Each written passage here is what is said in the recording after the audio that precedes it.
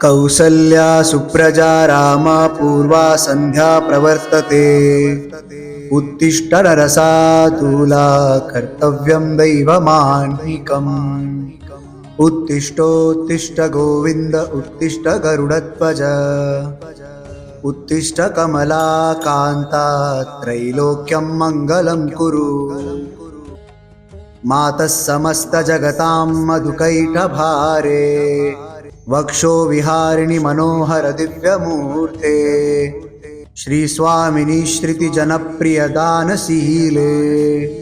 श्रीवेङ्कटेशदयिते तव सुप्रभातम्।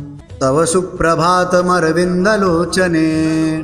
भवतु प्रसन्नमुखचन्द्रमण्डले। विधिशङ्करेन्द्रवनिताभिरर्चिते। वृषशैलनाथ दयिते दयानिधे। अत्र्यादिसप्तऋषयस्य मुपास्य सन्ध्याम्। आकाशसिन्धुकमलानि मनोहराणि। आद्यापडायुगमरर्चितयुं प्रपन्नाः। शेषाद्रिशेखरविभो तव सुप्रभातम्। पञ्चाननाब्जभवषण्मुखवासवाद्याः।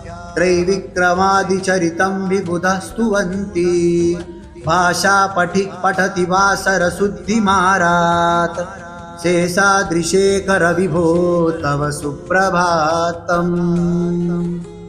ईषत्प्रफुल्लसरसीरुहनारिकेला। पूगद्रुमाडिषु मनोहरपालिकानाम्। आवातिमन्दमनिलः सह दिव्यगन्धैः। शेषाद्रिशेखर विभो तव सुप्रभातम्। उन्मील्यनेत्रयुगमुत्तमपञ्जरस्ताः।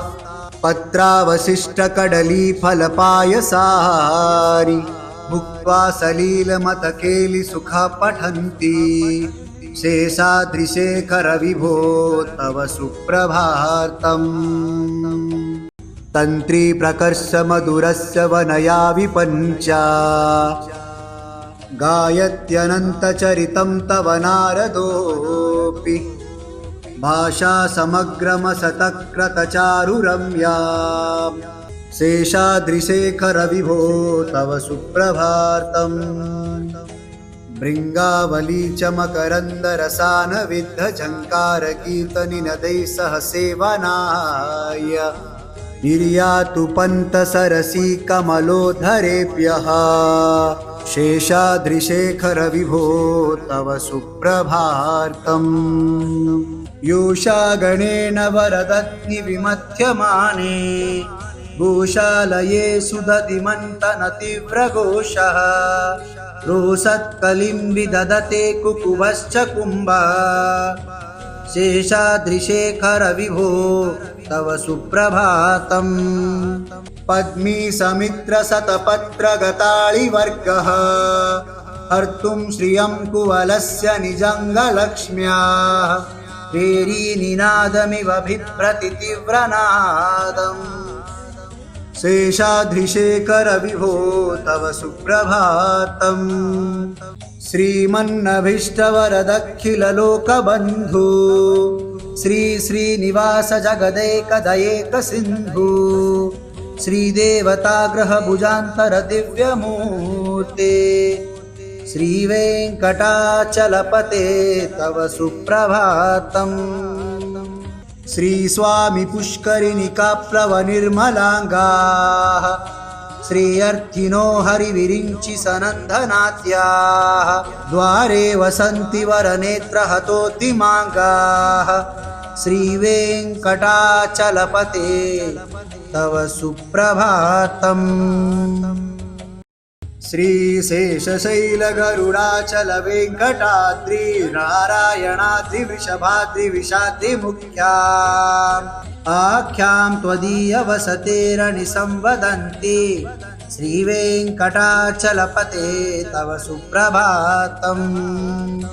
सेवापरः शिव सुरेश कृशानुधर्मरक्षो भुनाथ पवमानधनाधिनाथः।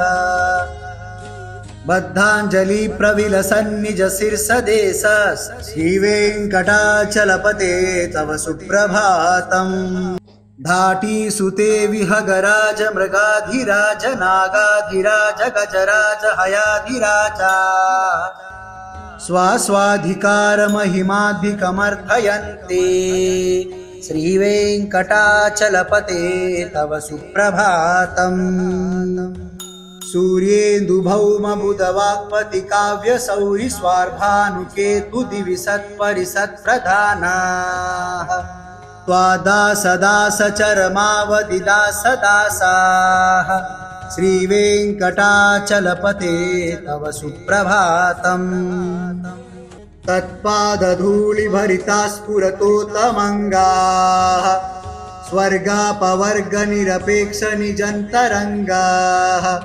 कल्पागमाकलनयाकुलतं लभन्ते श्रीवेङ्कटाचलपते तव सुप्रभातम् त्वाद्गोपुरागशिखराणि निरीक्षमाणाः स्वर्गापवर्गपदवीं परमां श्रयन्तः मर्त्या मनुष्यभुवने मतमाश्रयन्ते श्रीवेङ्कटाचलपते तव सुप्रभातम् श्रीभूमिनायक दयादिगुणामृताब्धे देवादिदेव जगदेकश्रयान्यमूर्ते श्रीमन्ननन्तगरुडाधिविरर्चिताङ्ग्रे श्रीवेङ्कटाचलपते तव सुप्रभातम् श्रीपद्मनाभपुरुषोत्तमवासुदेवा वैकुण्ठमाधव जनार्दन चक्रपाणि श्रीवात्सचिह्नशरणागतपारिजात श्रीवेङ्कटाचलपते तव सुप्रभातम् कन्धर्पदर्पहर सुन्दर दिव्यमूर्ते कान्ताकुचम्बुरः कुट्मललोलदर्शते कल्याण निर्मल गुणाकर दिव्यकीर्ते श्रीवेङ्कटाचलपते तव सुप्रभातम् मीनाकृते कमतकोल नृसिंहवर्णी स्वामीन् परस्वत तपोधन रामचन्द्र शेषाम राम यदुनन्दन कल्किरूप श्रीवेङ्कटाचलपते तव सुप्रभातम् येलालवङ्गघनसार सुगन्धितीर्थम् दिव्यामव्यात्सरितु हेमघटेषु पूर्णम् धृत्वाद्यवैदिकशिखामणय प्रहर्षः तिष्ठन्ति वेङ्कटपते तव सुप्रभातम्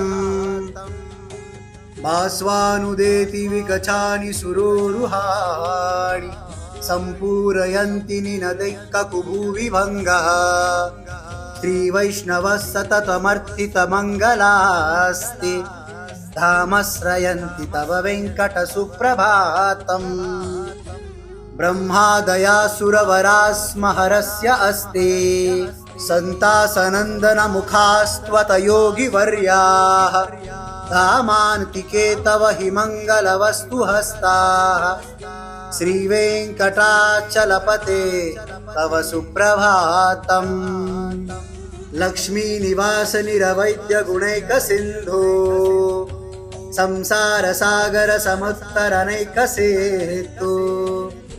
वेदान्त वैद्य निज वैभव भक्त भोग्या श्रीवेङ्कटाचलपते तव सुप्रभातम् इत्थं वृषाचलपतेरिह सुप्रभातम् ये मानवः प्रतिदिनं पठितं प्रवर्ताः ते सम्प्रभत्त समये स्मृतिरङ्गभाजा प्रज्ञं परार्थ सुलभां परमां प्रसूते